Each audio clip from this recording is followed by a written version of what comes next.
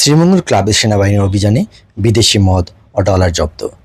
মৌলভীবাজার জেলার ঢাকা আঞ্চলিক মহাসড়কের পাশে শ্রীমঙ্গল শহরতলির উত্তরসূর এলাকার শ্রীমঙ্গল ক্লাবে অভিযান চালিয়ে দেশি মদ, ডলার, নগদ অর্থসহ নানা অবৈধ দ্রব্যাদি জব্দ করেছে সেনাবাহিনীর একটি দল। এ সময় একজনকে আটক করা হয়। গতকাল বৃহস্পতিবার রাত 8:30টায় শ্রীমঙ্গল ও কমলগঞ্জ উপজেলার দায়িত্বে থাকা সেনাবাহিনীর মেজর মেজবা ও মেজর ইমরানের নেতৃত্বে শ্রীমঙ্গল ক্লাবে এই অভিযান পরিচালনা করা হয়। পরে থানা পুলিশ অভিযানে যোগ দেয়। অভিযানে উপস্থিত ছিলেন সহকারী কমিশনার ও নির্বাহী ম্যাজিস্ট্রেট সালাউদ্দিন বিশ্বাস। জানা গেছে, বৃহস্পতিবার রাত 8:30টার দিকে অভিযান শুরু করে সেনাবাহিনীর দল।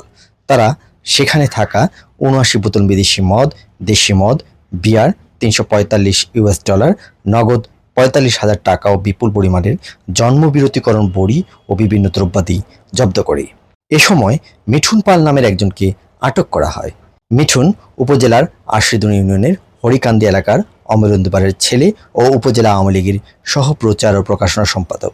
নির্বাহী ম্যাজিস্ট্রেট সালাউদ্দিন বিশ্বাস বলেন, গত 1 বছর থেকে অনুমোদনহীন এই ক্লাবে অবৈধভাবে মদ পান করতেন জেলার বিভিন্ন মাদকসেবী, ব্যবসায়ী ও আমলারা।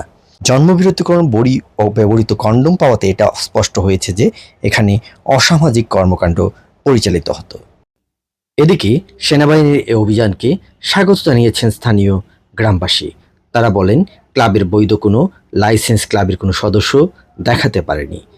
শ্রীমঙ্গল ক্লাবের সভাপতি আবু সুলতান মোহাম্মদ ইদ্রিস লেদুর মুঠোফোনে একাধিকবার যোগাযোগ করার চেষ্টা করলে তার ফোন বন্ধ থাকায় তার বক্তব্য পাওয়া যায়নি। এ ব্যাপারে শ্রীমঙ্গল ও কমলগঞ্জ উপজেলার দায়িত্বপ্রাপ্ত সেনাবাহিনীর মেজর মেজবা জানান, মিঠুন পাল গত বুধবার রাতে মদ পান করে সবুজবাগ এলাকার মানুষের ওপর হামলা করে।